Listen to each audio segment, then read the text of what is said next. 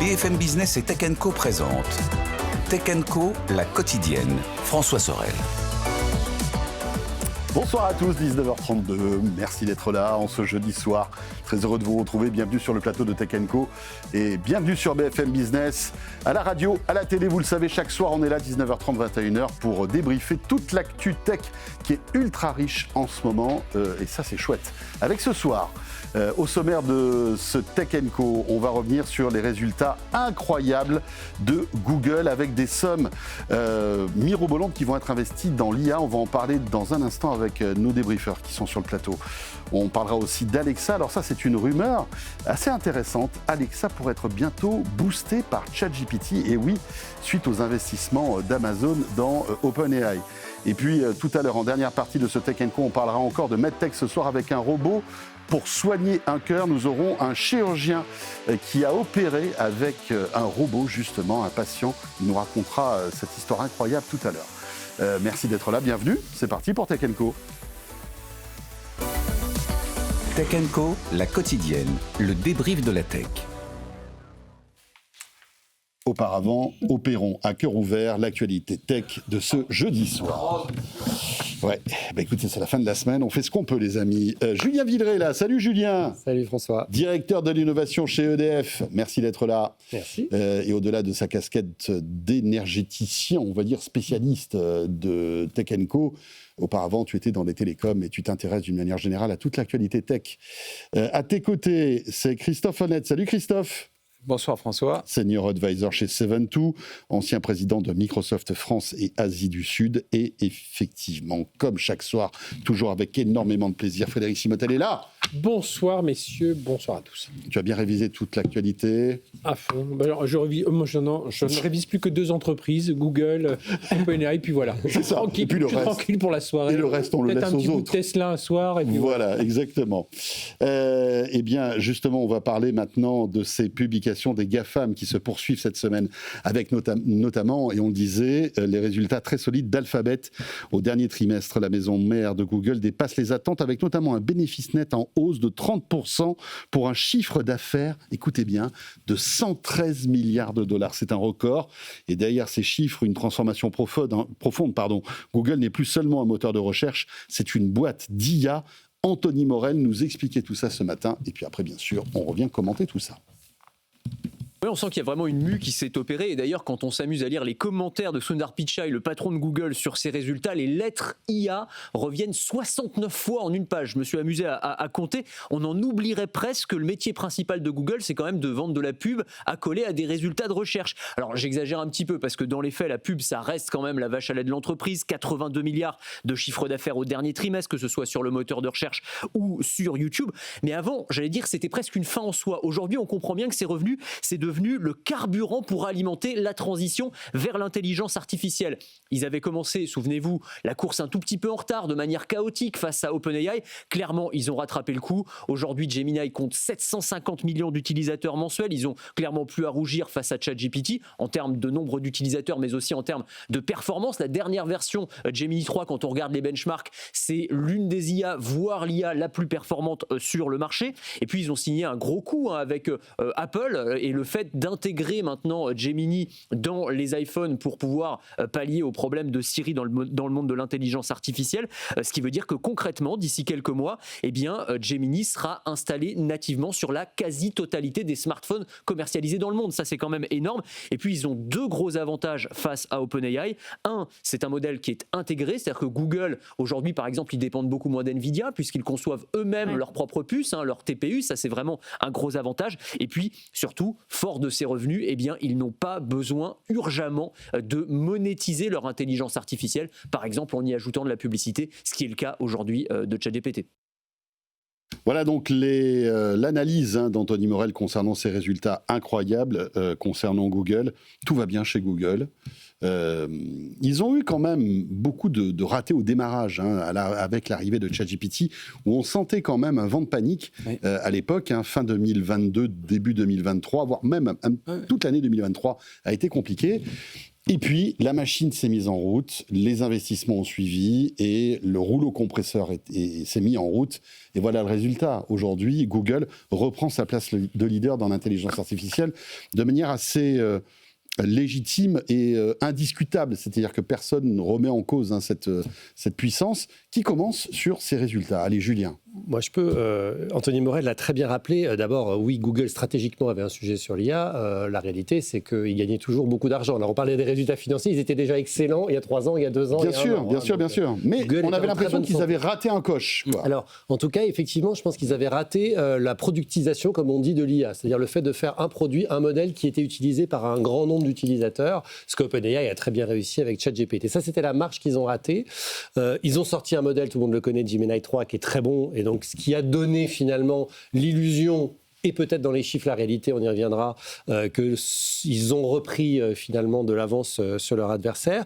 Les chiffres quand même d'utilisation sont assez intéressants. Moi, j'ai noté, ils ont franchi la barre de 750 millions d'utilisateurs de Gemini, ce qui est pas très loin de ChatGPT, qui est à 900 millions. Alors, avec quand même une petite différence dans les chiffres, parce qu'évidemment, ils s'amusent toujours à se piquer les uns les autres. Il y en a un, c'est des utilisateurs hebdomadaires, l'autre, c'est des utilisateurs mensuels. Bon. Oui. Donc, ce n'est pas exactement la même base de comparaison.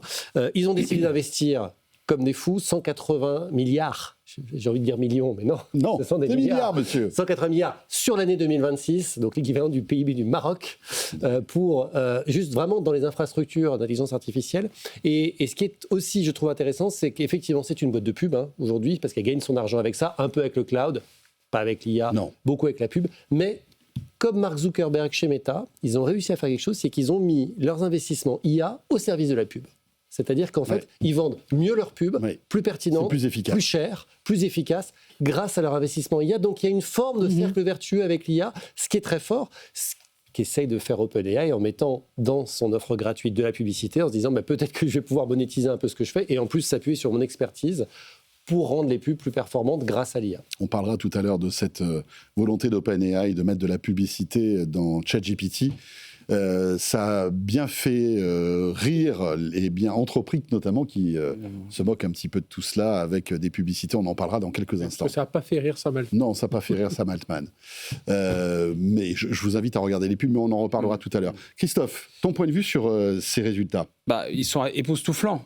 Et je pense que tu disais à 113 milliards sur le dernier trimestre, 400 milliards sur l'année. Ils ont franchi la barre des 400 milliards et puis un profit monstrueux et du cash. Et en fait, ce qu'on voit, c'est que dans ce comeback, c'est j'ai regardé le cours de l'action au cours des 18 derniers mois. Google a fait plus 120%. Donc il a plus que doublé son action, qui avait été quand même pas mal affectée. Amazon 50% et Microsoft 10-12%. Donc ce que ça veut dire, c'est que il a réussi vraiment son comeback, et en me souvenant de ce qu'on disait il y a 18 mois, on se disait est-ce qu'ils vont réagir, parce que finalement ils s'étaient fait un peu voler entre guillemets la vedette de GPT, c'est le transfert, le learning, c'était quand même eux, mais on sentait un peu. Ce qui est souvent le problème quand on est un acteur dominant, c'est une nouvelle technologie arrive, et eux, leur problème, c'est que ça pouvait attaquer leur search. Et on les a sentis, je pense, un peu fébriles par rapport à ça. Ils n'ont pas ils ont un peu hésité au début. Ils ont bien réfléchi avant de lancer ça, je pense. Et à partir du moment où ils ont défini l'alerte rouge, là, ils se sont mis en mode exécution. En tout cas, on peut en voir le résultat. Et je pense qu'en termes de comeback, c'est assez incroyable. Et là, ils peuvent en fait jouer sur un certain nombre d'atouts dans une sorte d'oligopole qu'il y a aujourd'hui entre OpenAI, Microsoft, Amazon, Apple, enfin les GAFAM plus OpenAI. Et eux ont beaucoup d'atouts, parce qu'ils ont en fait un accès B2C assez fort avec Gemini, à travers Android, avec les téléphones et autres. Ils ont le B2B qui en fait commence à bénéficier aussi de de la vague Gemini. Ils sont en dessous, mais regarde sur le cloud, ils ont grandi plus. 48% de croissance Google Cloud, 39% pour Microsoft, 20% pour Amazon. Donc, ils ont gagné des parts de marché globalement sur le cloud. Donc, quand même, il y a un vibe autour de Google qui est quand même très positif, et on voit que ils sont capables d'avoir un moteur qui fonctionne sur pas mal de cylindres en même temps, en ayant les poches profondes. C'est sûr que face à OpenAI, même s'ils ne sont pas encore au niveau sur le B2C, mais enfin, c'est le seul, à mon avis, le seul qui peut vraiment leur faire concurrence aujourd'hui sur le produit grand public. Fred? Oui, moi je vois plusieurs choses. La première, en termes de management, je trouve ça assez impressionnant quand même, parce qu'il n'y a pas de panique. Alors, l'âge même si l'entreprise est encore assez jeune, elle est beaucoup moins jeune qu'un OpenAI, où on voit un peu l'alerte rouge sonner, tout ça. Ouais. Là, on voit il y a plus une certaine sécurité psychologique chez Google, je trouve. On peut se tromper, on peut contredire, on peut tout ça. Puis à un moment, quand on commence... Mais il y a une autonomie de chacun des patrons. Je prends les patrons de Google Cloud, tout ça. Et eux, ils ont le choix. Et une fois qu'ils ont compris, ils alignent, ils arbitrent, et puis ils protègent aussi le temps long. Donc il y a vraiment cet aspect important en termes de management. C'est des gens qui misent beaucoup sur la science. Faut quand même pas, même si c'est de la pub et tout ça, ils ont des prix Nobel. Donc la science au sens large, la recherche, ils sont très bons là-dedans. C'est une boîte de recherche aussi. Et puis c'est une boîte de recherche avec tout. Et là aussi, ils ont su, parce qu'il y avait du DeepMind, Google Search, ça partait. Il y avait beaucoup de gens qui partaient chacun dans leur coin à travailler sur l'IA. Et bien, ils ont su dire à tout le monde, écoutez les gars, on va tous travailler dans le même ordre. Et malgré tous nos produits, YouTube, les magasins d'applications, le moteur de recherche, tous les risques, Gmail, et tout ça, on aurait pu avoir des initiatives IA dans tous les sens. Non, ils ont réussi à tout recentrer autour de ça. Et puis derrière, je me dis, ils ont quand même une force, quoi. Ils ont la force de leur écosystème. C'est vrai qu'on l'utilise au quotidien. Je trouve que c'est assez admirable, ça se traduit dans les chiffres. Et puis derrière, ils ont des pressions réglementaires, ils ont des enjeux, impact sur la planète aussi. Et tout ça, ils l'absorbent. Alors évidemment, c'est pas la boîte, on va pas la magnifier parce qu'elle a ses défauts aussi. Mais je trouve que globalement, voilà, ils réussissent à mener tout ça. Et puis un autre chiffre qui me faisait sourire, c'est que Sundar Pichai était, alors je sais pas si c'est lui ou un autre qui a été questionné sur l'accord avec Apple, dit oui. Et t'as envie de leur dire, l'accord avec Apple, c'est 1 milliard. C'est 1 milliard sur un an, c'est ça? Oui, 1 milliard par an, la rumeur en tout cas dit que c'est 1 milliard par an. 1 milliard par an, ils font 130 milliards de bénéfices sur l'année. Donc... Pour eux, c'est vraiment... Le sujet, c'est l'accès au marché. Leur sujet pour eux, c'est de mettre Gemini derrière. Mais tous les utilisateurs d'Apple. Sincèrement, je ne sais pas vous, mais je crois pas que ce deal coûte 1 milliard par an à Apple. C'est pas possible. Il y a d'autres deals à côté. Il y a forcément des répercussions sur la publicité. Il doit avoir un deal annexe. Pas forcément sûr, pour une bonne raison, c'est que d'abord Apple fait aujourd'hui l'équivalent valorisé en argent que Google lui donne de l'ordre de 25 à 30 milliards de dollars par an de revenus publicitaires pour Google. Donc aujourd'hui, Apple rapporte 30 milliards par an à Google. Donc ils ont peut-être envie de leur donner l'IA pour moins cher. Avec ça, ils ont accès à 1 milliard d'appareils Apple actifs. Donc ça, évidemment, c'est un accès au marché incroyable quand on a besoin d'aller dans le B2C et que OpenAI est très bien positionné. Ouais, mais ils y ont accès pas tout à fait, parce qu'en fait, ils y ont accès par une technologie qui sera utilisée par Apple, visiblement Gemini. Oui, mais sauf que Apple a passé un contrat, et celui-là, il n'est pas dans le milliard, qui est qu'aujourd'hui, c'est déjà le cas d'iCloud, et ce sera le cas de tous ces services-là, ils vont tourner sur le Google Cloud. Donc Apple va en plus payer Voilà, c'est ça. Google Cloud. Et c'est pas dans ce milliard, à mon avis. Et c'est pas dans ce milliard-là, bien sûr. Ouais. Mais Apple paye aussi déjà Google. Oui, tous les sûr, services iCloud qu'on utilise au quotidien, ils sont déjà hébergés majoritairement chez Google. Mais malgré tout, même si on additionne tout ça, ce deal avec Apple, c'est un petit deal finalement. C'est vraiment ça, je pensais à ça. On le voyait l'autre jour, on se dit c'est super, machin. Et en fait, quand tu vois les résultats arriver, tu te dis oui, alors il y a un impact. 1 milliard, c'est la valeur, mais c'est pas part de marché. La valeur, mais il y a un impact évidemment important part de marché. Mais moi, ce que je remarquais aussi chez Google, c'est qu'en fait, ils voient tout passer.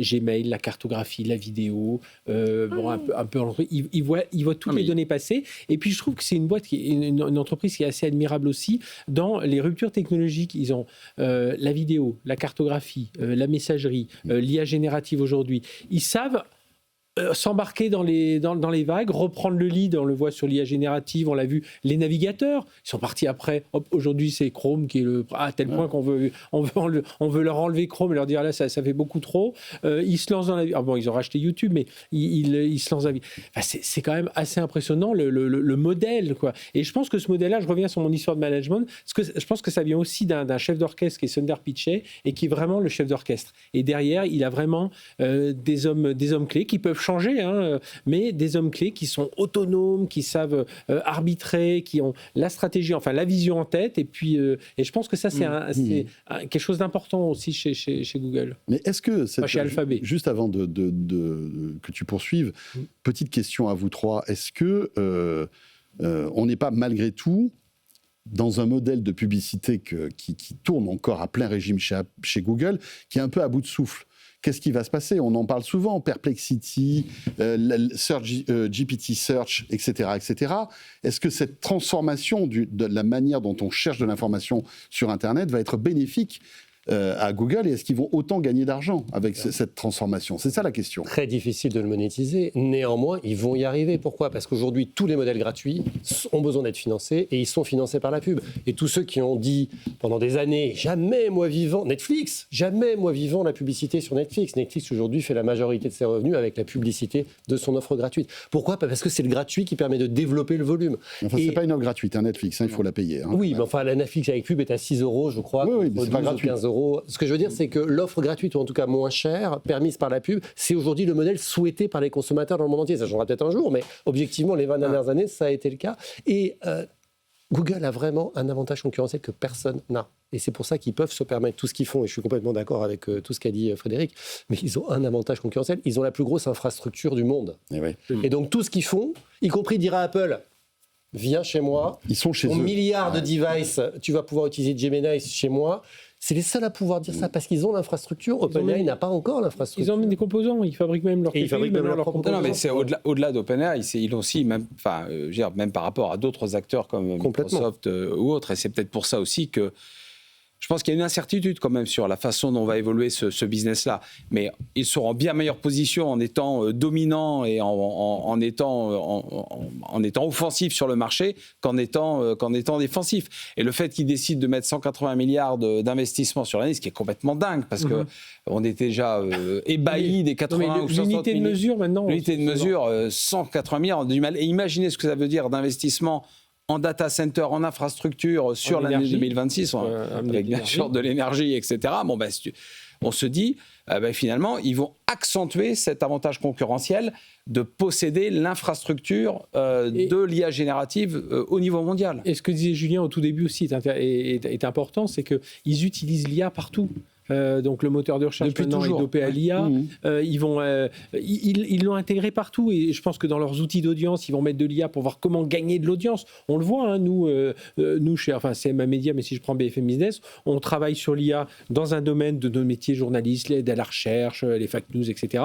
Dans le domaine de la publicité, comment répondre à des appels d'offres avec de l'IA, et dans le domaine de l'audience, comment aller chercher de l'audience avec de l'IA. Eh bien, Google, avec leurs moyens, ils vont aussi aller chercher dans tous ces trucs-là, ils poussent l'IA et disent notre croissance, elle viendra par cette IA. Et en plus, avec leur modèle, leur IA qui est plutôt, leur IA générative qui est plutôt productive, performante, ils vont avoir encore de nouveaux modèles qui vont se mettre en place. Seule peut-être ombre au tableau, c'est justement cette hégémonie et cette toute puissance qui commence à être pointée du doigt. On se souvient que la justice américaine avait failli contraindre Google de se séparer de certains de ses services.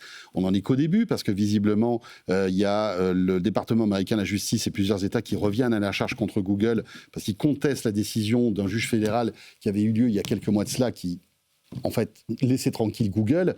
Donc, c'est peut-être la seule ombre au tableau. C'est que tout ce qu'on dit et qui est formidable, est-ce que c'est pas un peu too much, finalement, pour une seule boîte ? Parce qu'ils sont partout.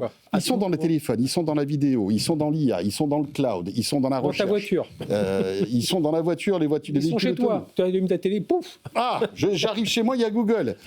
Est-ce que c'est pas ça leur c'est un risque évidemment énorme, et enfin, je pourrais en témoigner de ton passé chez Microsoft, mais néanmoins, jusqu'ici, je dois remarquer, c'est une pure constatation qu'ils ont très bien joué. Ils ont été attaqués de toutes parts, et ça fait pas 2 ans. Ça va durer. Ça fait 10 ans que ça a commencé, les procès de ce type-là pour Google, surtout aux États-Unis, et maintenant en Europe et dans le reste du monde. Pour l'instant, ils ont pu continuer l'ensemble de leurs activités, garder Chrome, continuer leur contrat avec Apple, etc., alors que tout ça a été suspendu à des décisions. Donc, je ne sais pas comment ça va tourner. Oui, forcément, ça va intéresser plein de régulateurs dans le monde. Pour l'instant, ils ont très bien joué. Alors, je vous propose d'enchaîner maintenant avec les outsiders de Google en termes d'IA. Il y a évidemment OpenAI et il y a aussi Anthropic. Et ces deux-là, comment dire, se font des petits coups en douce, on va dire, de communication. C'est vrai qu'on n'avait pas l'impression qu'Anthropic était très agressif en termes de com vis-à-vis de OpenAI. Eh bien, ça a changé parce que les pubs sont déjà diffusées sur le web, mais elles le seront durant le Super Bowl qui aura lieu ce week-end aux États-Unis. Vous savez que c'est le rendez-vous qui génère le plus d'audience, qui est monstrueux.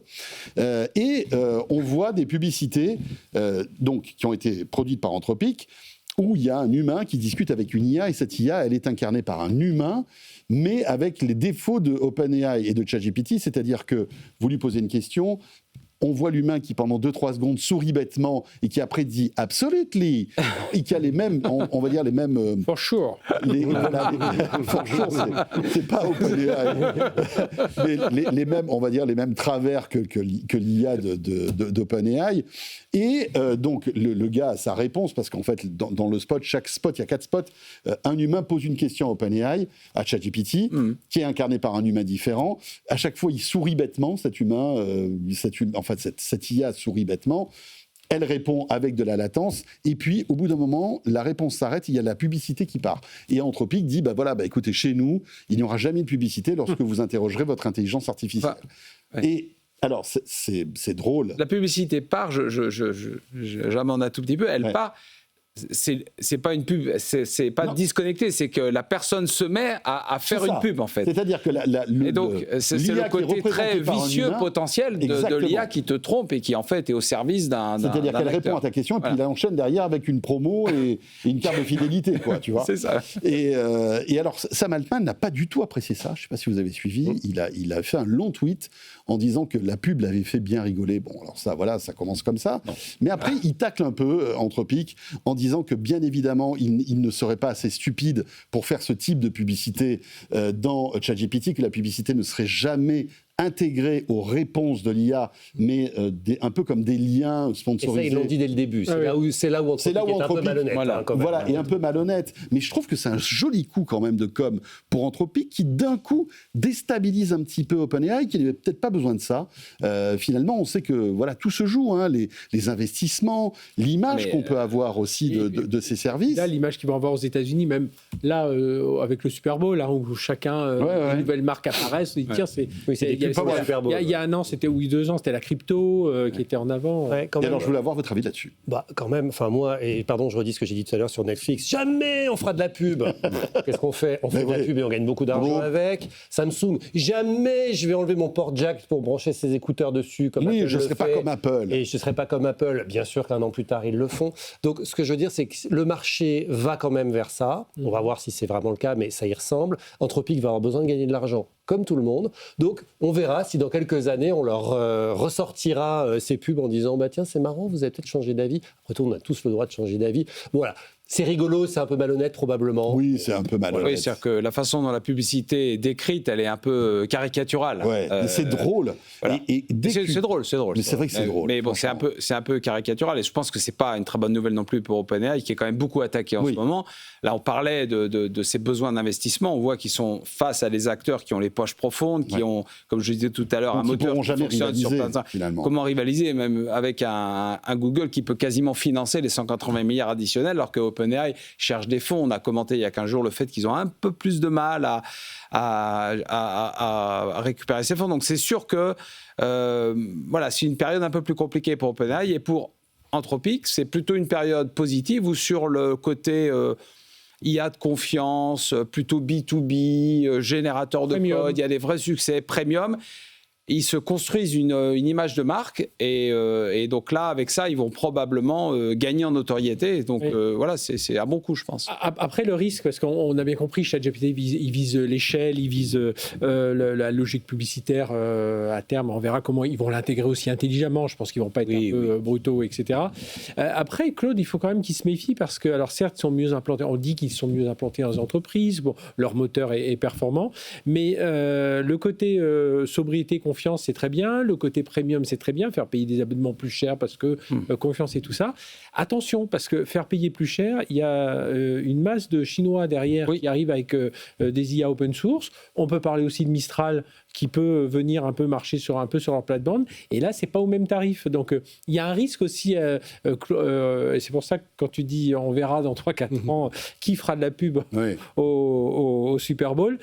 De rester sans pub, miser que sur l'abonnement, la pénétration de l'entreprise, etc., avec des tarifs qui seront ce qu'ils seront, parce que ça va finir par augmenter beaucoup plus. Il y a un moment, il faut... Mais d'ailleurs, c'est intéressant parce que tu as la concurrence est forte derrière. Le président d'OpenAI, Greg Brockman, qui a interpellé en fait Dario Amodei, qui est le patron d'Anthropic, et qui lui dit: est-ce que tu t'engages à ne jamais vendre l'attention ou les données de tes utilisateurs aux publicitaires? Ton billet de blog laisse supposer que tu laisses cette option ouverte, et la capture d'écran justement d'un bout d'un billet de blog de Dario Amodei où il met en avant le fait que la publicité, ça fait partie d'un business model aussi, quoi. Donc on voit que ça tacle. Dernier petit tacle aussi de Sam Altman qui dit quand même plus de Texans utilisent ChatGPT gratuitement que le nombre total de personnes qui utilisent Claude aux États-Unis. Voilà, prends-toi ça et c'est grand public, grand public d'entreprise. Ouais, beaucoup de développeurs. Bon. Écoutez, non, mais je voulais qu'on évoque ce sujet-là parce que en fait, on se retrouve avec des querelles comme ça qui sont assez croustillantes, on va dire. On a envie de sortir les pop-corn et de regarder tout ça, mais je trouve qu'à ces niveaux, on a des trucs quand même assez forts. Peut-être redire un truc quand même, c'est que tous ces gens-là, ils perdent plusieurs milliards de dollars par mois sur ce business-là. Donc ils peuvent faire des pubs au Super Bowl, s'envoyer des pics, etc. Ils sont tous déficitaires en milliards mensuellement. Donc voilà, c'est effectivement sortant de popcorn. Mais des investisseurs. Et je rappellerai quelques pubs au Super Bowl, si on revient plusieurs années en arrière. Scott McNealy, qui était le patron de Sun, qui avait fait une super... Donc Sun Microsystems, concurrent de Microsoft à l'époque, avait fait... Je ne sais plus trop quelle était l'histoire, mais à la fin, on voyait une boîte qui s'échouait sur la plage comme ça, et c'était une boîte Windows. Et c'était au Super Bowl. Parce que Scott McNealy, Sun et tout ça. Tu vois, c'était... Mais ils ont en fait, la réglementation n'est pas la même. Ils peuvent faire des trucs... Coca et tout ça, tu sais, c'est toujours... Il y a plein de films... Aux US, ils peuvent faire de la pub vraiment comparative et violente envers on sent quand même qu'il y a, au niveau mondial, une sorte d'oligopole quand même, si on prend 6-7 acteurs qui sont financés de plus en plus fortement, avec des enjeux monstrueux et qui ils se tirent la bourre. Et ils se font aussi une certaine forme de coopétition parce qu'ils s'allient dans un certain nombre de domaines. On le voit, par exemple, on pourra en parler tout à l'heure, entre Amazon et potentiellement OpenAI. Amazon qui est le plus gros financeur d'Anthropic en même temps. Et donc, on se demande un peu quel dialogue ils peuvent avoir. Donc, ils s'entre-déchirent et on a l'impression que c'est certainement pas la régulation qui va décider, mais c'est leur capacité à tenir dans le temps. Tu as très bien teasé le prochain sujet qu'on va évoquer dans un instant après la pause, Christophe. Magnifique, bravo. Merci François. tu es prêt à me remplacer. Julien Villeray, Christophe Honnête, Frédéric Simotel, on revient dans un instant après cette petite pause. On évoquera justement les investissements d'Amazon dans OpenAI et puis surtout la possibilité, alors ça c'est une rumeur, que Alexa soit boostée par ChatGPT. Et puis on parlera aussi des résultats de Soitec et d'Elon Musk qui pourrait lancer quoi, vous le savez? Je vous le donne dans le mille. Un smartphone. Ouais.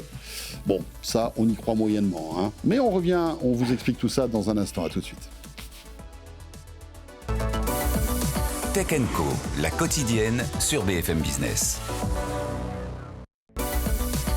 Tech & Co, la quotidienne, le débrief de la tech. Voilà, 20h01, le retour de Tech & Co, la quotidienne. Comme chaque soir, on est là, vous le savez, du lundi au jeudi, de 19h30 à 21h. Avec, vous le savez, pour la première heure de Tech & Co, chaque soir, un gros débrief de l'actu. On prend 4-5 sujets, 6 sujets d'actu, et puis on essaie de les décortiquer et d'aller un petit peu plus loin. Frédéric Simotel est avec nous, Julien Villeray, le directeur de l'innovation de chez EDF, et bien évidemment Christophe Honnête, senior advisor chez Seven2 et ancien président de Microsoft France et Asie du Sud. On évoquait il y a un instant, on va dire, le rififi entre Anthropic et OpenAI. Et bien là, on va maintenant s'intéresser à Amazon, avec cette double actualité. Amazon pourrait... va investir de l'argent dans OpenAI, beaucoup, je crois que c'est 60 milliards 50, voilà. Excusez-moi, on n'est plus à 10 milliards. Non, on commence à avoir une espèce de fièvre des milliards. À moins de 100. Entre 50 et 60, on se dit, finalement, voilà, 10 milliards, c'est pas grand-chose. C'est quoi, c'est une centrale nucléaire, finalement, 10 milliards Oui, à peu près. C'est ton job. Ça pourrait être une usine de composants en Europe. C'est ça.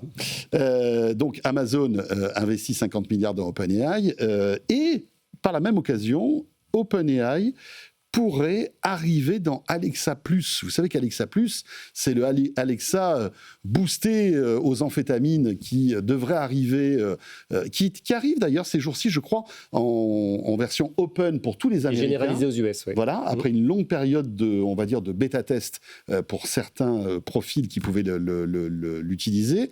Pareil en France, il y a beaucoup de tests qui sont faits pour Alexa Plus en France et on murmure qu'on pourra avoir un lancement d'ici le printemps prochain. D'Alexa Plus. Mais la news, quand même, c'est que Alexa Plus, pour l'instant, était autonome avec l'IA d'Amazon. Et là... l'IA d'Anthropic. L'IA d'Anthropic aussi, oui, c'est vrai. C'est vrai que c'était Claude qui était derrière. Mais là, que vient faire OpenAI et ChatGPT dans cette galère ? Ils sont tous les uns avec les autres, les uns sur les autres, les uns dans les autres. Pardon de le dire comme ça. Mon Dieu, j'ai pris des notes. J'ai une image qui me vient. J'ai pris des notes. C'est horrible. Ils sont investisseurs dans Anthropic. J'ai pris des notes. Amazon, ça évidemment on le sait. Google. Google est investisseur dans Anthropic. Microsoft aussi est investisseur dans Anthropic.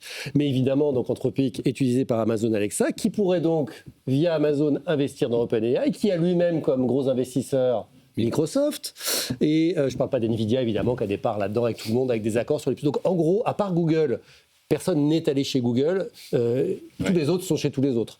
Donc, c'est pas très étonnant, finalement, qu'ils se tiennent un peu par la barbichette et qu'ils mettent un peu d'investissement ou leurs œufs dans différents paniers, pour le dire différemment.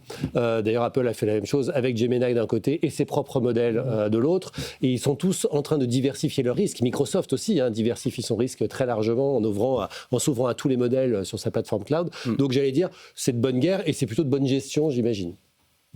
Christophe ? Oui, non, enfin, je pense qu'il fallait aussi... oui, on observe ça, c'est ce qu'on disait tout à l'heure, il y a une sorte de coopétition, pour dire ça un peu différemment, de Julien. Mais je pense que sur cet aspect spécifique, je crois que Amazon avait un sujet avec Alexa, il fallait un peu sauver le soldat Alexa, que Anthropic est probablement très positionné B2B et que la capacité plus B2C, interface utilisateur de ChatGPT pouvait en fait être un plus et booster vraiment Alexa qui est pas à la hauteur. Donc ça leur permet de renforcer la crédibilité et le potentiel d'Alexa en s'alliant avec la capacité de ChatGPT. Ça leur permet aussi de d'attaquer un peu Microsoft en prenant des workloads sur Amazon, puisque dans les 50 milliards, il y a du cloud AWS. Oui, ça fera du cloud Azure en moins, c'est toujours ça. Du cloud Azure en moins. Et ça met un peu un coin dans la relation entre OpenAI et Microsoft, qui existe déjà. Et donc, je pense que stratégiquement, ça a beaucoup de sens pour eux. Ouais. Oui, ça montrerait qu'Alexa est en train de passer d'un outil vocal à un assistant un peu plus conversationnel. Ça relancerait peut-être un peu ce produit qui était pas en panne, mais enfin bon, c'était pas le succès du siècle. Après, ce qu'il faut voir, c'est que pour OpenAI, ça les sort un peu de l'IA traditionnelle. Ils vont à s'adresser à encore plus de monde. Je pense quand même qu'il y a quelque chose qu'il faut regarder, c'est qui traite les données, qui va maîtriser l'expérience utilisateur, les données qui vont circuler, donc ça, c'est à voir. Amazon, ce que l'on sent à travers ça, c'est qu'ils ne cherchent pas à être les meilleurs en IA. Eux, ce qu'ils veulent, c'est avoir quelque chose qui puisse leur permettre de vendre leurs services, leurs usages, faire du commerce. Et OpenAI, pas la peine de fabriquer un objet. Maintenant, on va utiliser ceux des autres. Mais du coup, je me dis, tiens, il y a un certain Johnny Ive et Sam Altman doivent se dire oui, alors ils vont pas sortir. Qu'est-ce qu'on fait Qu'est-ce qu'on fait du coup? Enfin voilà, c'est pour la petite blague, c'est un peu tout ça, mais ça montre qu'Amazon ils cherchent avant tout à vendre. Ils se disent il faut qu'on aille encore plus vite avec notre nouvel outil Alexa. Tiens, pourquoi on n'intègre pas OpenAI? Oui, allons-y. Et... Voilà, ces outils d'assistants vocaux. À partir du moment où les gens utilisent au quotidien, une de leurs vocations, c'était quand même de pouvoir répondre et d'avoir une interface conversationnelle quand même. Mais là, le but, c'est de passer par eux. On passera par l'Alexa. Et ça pas Hello ChatGPT, on dirait Hello Alexa. Exactement. Et ça, on utilisera ChatGPT à travers Alexa.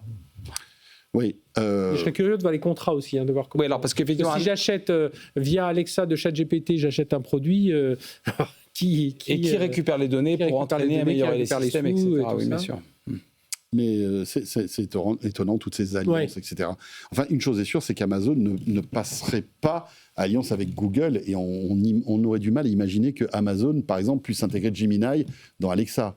Alors dans Alexa, peut-être pas, mais enfin, si Amazon était vraiment dans une position très compliquée, n'arrivait pas à avoir un modèle très haut de gamme, pardon, mais enfin Apple l'a fait, donc pourquoi Amazon ne le ferait pas, hein? Oui. Mais il faudrait qu'il soit dans une position un peu de haut mur, comme l'a été Apple très clairement avec Siri. C'est clair. Bon, écoutez, on va voir ce que ça donne tout ça. Alexa Plus arrive. Et rappelons qu'au-delà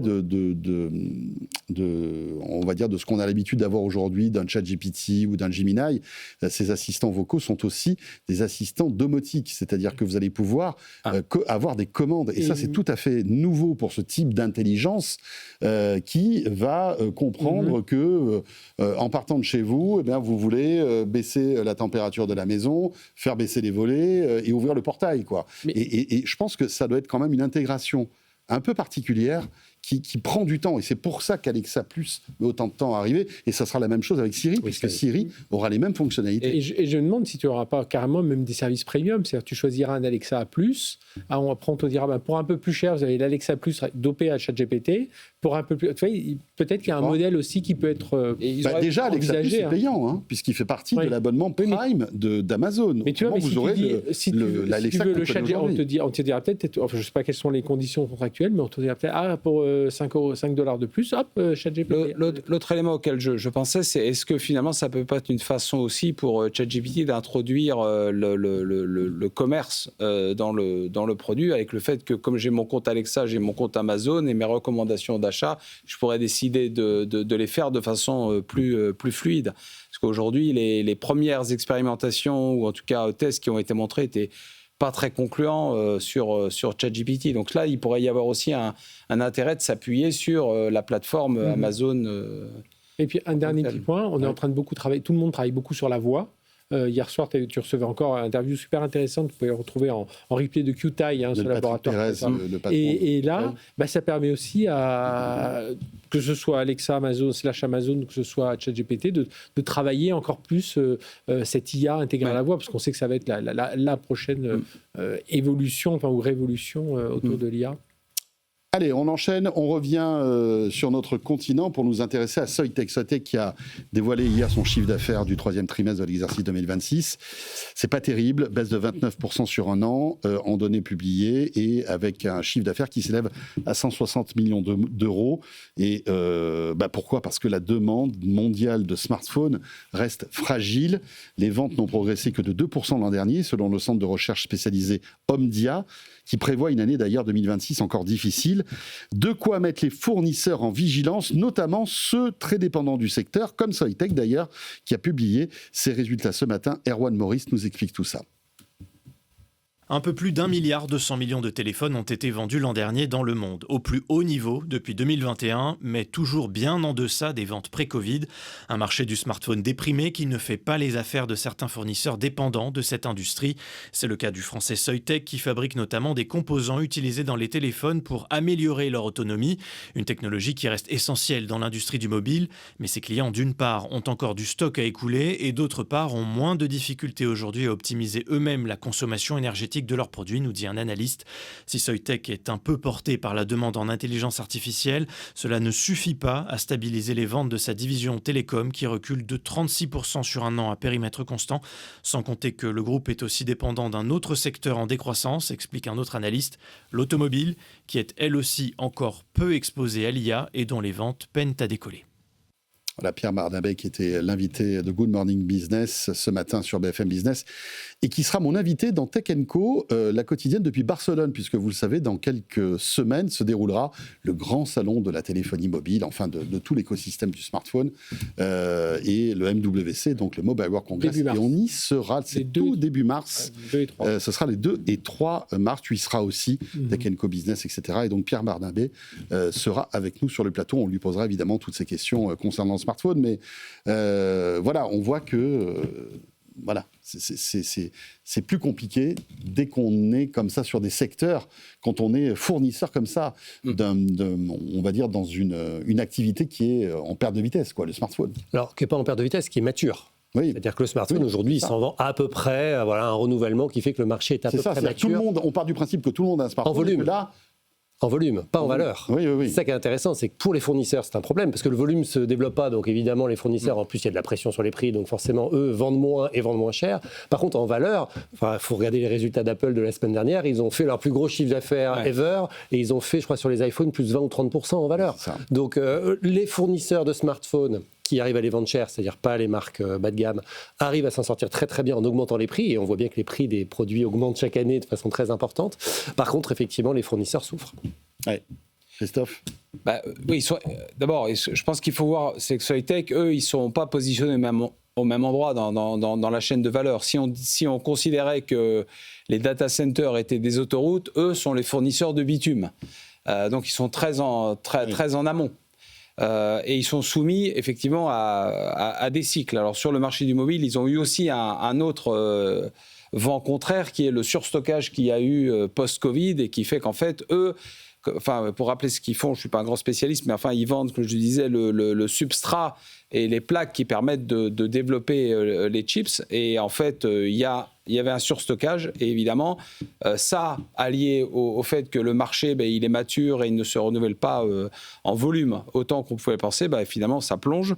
Et c'est une partie importante de leur activité en décroissance. Mais l'autre partie sur lequel ils misent beaucoup d'espoir, qui est de fournir justement des substrats qui vont permettre de développer des chipsets pour l'intelligence artificielle, et notamment avec des technologies, tu pourras peut-être décrire un peu mieux ce qu'ils font, photonique et autres. Là, il y a beaucoup d'espoir là-dessus, mais les cycles de vente sont assez longs. Il faut que les data centers se mettent réellement en œuvre. Entre les promesses d'investissement dont on parle, il y a de l'ingénierie de bâtiments à mettre d'abord, de droits, de choses. Il y a tout un cycle et ils se heurtent un peu à ça. Donc, ils sont un peu au creux de la vague. Mais néanmoins, il y a quand même des lueurs d'espoir dans leur roadmap produit. Bien sûr. Un peu comme ST Micro d'ailleurs, qui a eu un creux de la vague et qui visiblement est en train de remonter parce qu'ils équipent les Starlink, ils équipent les iPhones. Enfin, je veux dire, on a des pépites comme ça qui font que il y a de l'ingénierie et de l'intelligence française dans tous ces téléphones. Oui, bien sûr. Ce qu'on sent, c'est qu'il y a une amélioration tactique, mais il n'y a pas encore de retournement structurel, on va dire. Ils ont réussi à recadrer plusieurs choses. Alors Pierre Barnabé, lui, il va s'en aller au printemps, donc il est en train de régler un peu, de préparer pour son successeur. Ce que l'on voit quand même, ce qui va être un peu compliqué pour Soitec, c'est qu'ils sont en train ils doivent faire attention à leur trésorerie aujourd'hui, donc ils vont être obligés, déjà à ce niveau-là, je ne parle pas pour la partie non technologique, mais la partie industrielle, économique et tout ça, ils doivent faire attention à générer davantage de trésorerie, parce que, et pourtant c'est un secteur où il faut investir beaucoup, donc là on se demande un petit peu comment ils vont faire. Ils doivent faire des investissements, mais ciblés, et là encore il faut des sous, donc ça passera certainement par des alliances, donc c'est peut-être ça aussi que l'on va voir arriver dans les mois à venir. Et puis après, c'est vrai qu'ils sont sur ce qu'on appelle les substrats, en gros c'est la plaque de silicium sur laquelle, avec des isolants, tout ça, il y a des brevets incroyables, et sur laquelle on vient mettre le processeur dessus. Ils font pas, et ils le font dans la 4G, dans la radiofréquence, pour les réseaux optiques, ils en font pour tout un tas de domaines. Ils ont quoi, l'automobile comme secteur, ils ont les smartphones et ils ont tout ce qui est cloud et IA, d'après ce que j'ai dit. Tout ce qui est Edge, IA, et puis après, il y a plein de plus petits secteurs. Ils ont aussi tout ce qui est pour la gestion de la puissance énergétique aussi, il me semble, pour gérer un peu tout ça. Mais voilà, aujourd'hui, il va falloir sortir de cette phase un peu contrainte du cycle de vie des semi-conducteurs, trouver vraiment d'autres débouchés. Je pense que ça passera forcément par des alliances, pas se faire racheter eux, mais par des grandes alliances avec des TSMC, des Nvidia sur certains points. Et puis, et derrière, en point de vue financier, il faut rassurer les investisseurs en disant voilà, on maîtrise notre trésorerie, on va faire des investissements ciblés. Et puis voilà. Alors c'est vrai que quand tu parlais, François, du chiffre d'affaires 160 millions, quand on a parlé de Google tout à l'heure, dans un tout autre univers, on se dit oui. Et quand on entend les investissements d'Nvidia, de Intel, de tout ça, on se dit mais comment vont-ils faire ?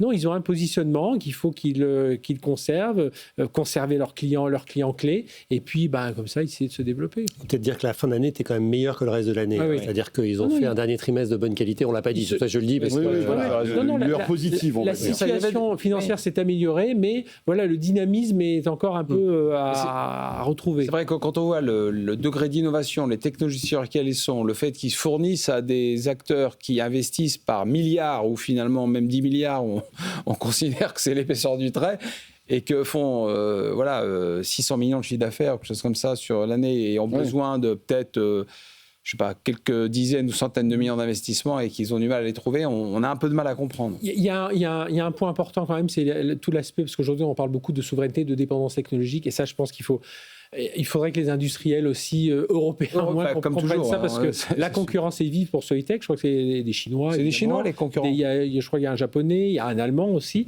Mais justement, il y a ça aussi, cet aspect souveraineté qui pourrait jouer un peu et demander des acteurs de... Je ne connais pas le sujet, mais on pourrait imaginer... Je pense qu'ils ont quand même des produits performants, ils ont des bons brevets, se dire, allez, peut-être pousser un peu à une préférence européenne qui puisse jouer aussi sur ce marché. Voilà pour Soitec, et on va évidemment scruter les prochains résultats et voir comment ils se comportent pour l'année 2026. Il nous reste 8 minutes si on évoquait le dernier délire d'Elon Musk. Alors, vous allez me dire, mais lequel? Écoutez, oui. On va rester sage. C'est la bonne question. C'est la fin de la semaine, on va terminer sur une note un peu positive. Le dernier délire d'Elon Musk, mais après, est-ce que c'est du bullshit, excusez-moi du terme, mais on ne sait pas trop avec lui, et c'est pas la première fois qu'il nous en parle. Oui. Il aimerait bien sortir un smartphone. Mais sauf que là, on peut peut-être le croire un petit peu plus, parce que avec son Starlink, c'est ce qu'il dit. Il dit, j'aimerais bien sortir un smartphone, alors qui serait boosté à l'IA de XAI, etc., mais qui pourrait se connecter automatiquement à Starlink. Ça existe déjà. Oui, ça existe déjà. Aux États-Unis, T-Mobile, certains téléphones peuvent se connecter directement à la constellation Starlink, et ils ont prévu de lancer des réseaux mobiles, c'est-à-dire qui imitent le protocole, les antennes des réseaux mobiles qu'on connaît en terrestre, mais depuis les satellites. Donc tout ça, c'est des technologies qui sont évidemment très immatures, mais qui sont en train d'arriver. Et Elon Musk lui-même fait la cour, on peut dire, en off, on peut dire qu'il fait la cour à tous les grands opérateurs aujourd'hui mondiaux pour essayer de leur vendre cette idée qu'en plus de leur couverture réseau classique, que l'on connaît tous, 5G au sol, il puisse y avoir cette couverture satellite. Donc, bon, voilà. C'est une idée. D'autres s'y sont cassés les dents avant, évidemment. Zuckerberg, on a oublié, mais Meta a lancé aussi son téléphone portable qui a fait évidemment un crash avec Amazon avec le Fire Phone, etc. Bon, voilà. Alors visiblement, ça ne serait pas un téléphone Tesla, parce que je ne sais pas... Il y a eu cette rumeur à une époque. Si on remonte le temps, et on en avait parlé dans Tech & Co il y a peut-être 2 ans, je crois, on imaginait, il y avait cette rumeur comme quoi Tesla pourrait sortir un smartphone, alors on l'imaginait connecté à la voiture, etc. Enfin bon, bref, tout ça c'était de la poudre de perlimpinpin, comme on dit. Sauf que là, ça serait toujours un projet Elon Musk, mais qui pourrait être sous l'ombrelle d'une autre marque, de peut-être Starlink. Un téléphone Starlink, ça serait pas débile, finalement. Qu'est-ce que tu en penses, Christophe ? Il y a une autre lecture qui est, qui considère pouvoir le faire, avoir les moyens, notamment en lien avec ces dernières annonces de finalement data center dans l'espace et de connexion directe depuis les satellites vers les téléphones. Je pense qu'il a aussi, il est toujours très très remonté contre le côté monopolistique d'Apple et de Google sur les App Store et autres, et ce qu'il considère comme des taxes indues. Et donc on peut aussi considérer que c'est un chantage phone. Dire je menace de le faire. Bon, après, je ne sais pas quelle crédibilité on peut donner à ça, ou pour se remonter quelques années en arrière, du vaporware. Ah, le vaporware. Le vaporware, c'était... Tu lances une idée qui fait que le marché s'intéresse à ça et tu ralentis les concurrents alors que tu n'es pas prêt pour te donner un peu de temps. Donc je ne sais pas trop quelle est la réalité derrière entre les deux options. Mais ce qui est sûr, c'est que ça lui permet aussi quand même de continuer à articuler ce côté un peu visionnaire. C'est un élément complémentaire qui lui permet de démontrer ça. Parce qu'on peut se dire, un smartphone Starlink, dans la galaxie des produits Starlink, c'est plutôt une bonne idée, parce qu'il fabrique des satellites qui transmettent du très haut débit. On pourrait très bien se dire, il fabrique déjà des terminaux avec des antennes qui sont dans les maisons, dans les résidences secondaires, etc.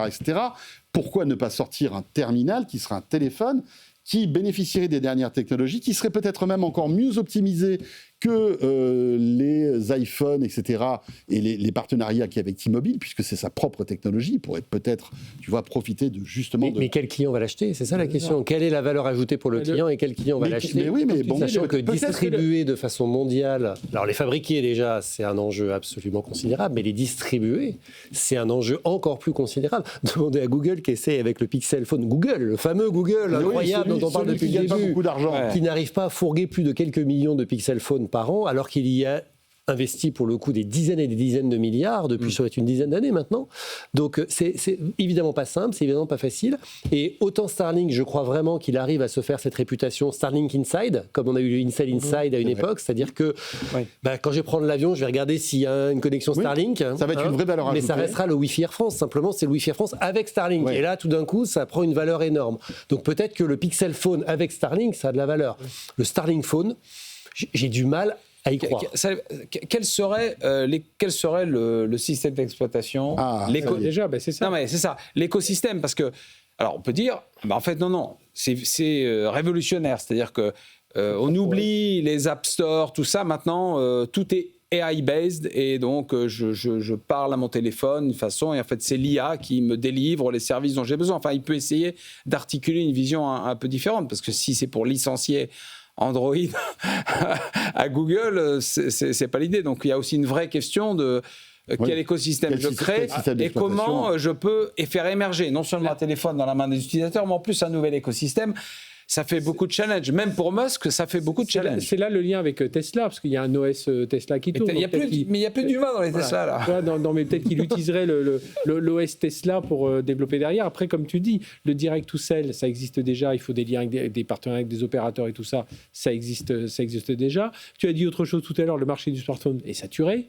Donc voilà, alors peut-être, comme tu le disais tout à l'heure, quand j'achète une antenne Starlink, j'aurai mon téléphone fabriqué par je ne sais qui serait un peu optimisé pour Starlink, mais est-ce que c'est... Moi, ce que je me suis dit quand j'ai vu cette annonce, c'est qu'on avait mal traduit sa pensée, ou qu'il s'était mal exprimé, et qu'en fait, il ne parlait pas tant de téléphone, mais de device, au sens un appareil, un objet.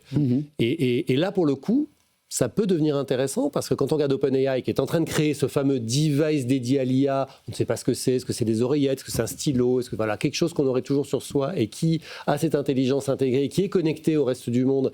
Bref, ChatGPT dans un objet quotidien, et peut-être que là, tout d'un coup, on se dit, Grok, XAI, plus Starlink, dans un objet qui n'est pas un téléphone forcément, mais un stylo connecté, un mini Optimus, je ne sais pas, enfin, un autre truc. Un Optiminus. Là, tout d'un coup, ça peut raconter une histoire. Je vous l'offre. Elle est pour moi, ce jeudi soir.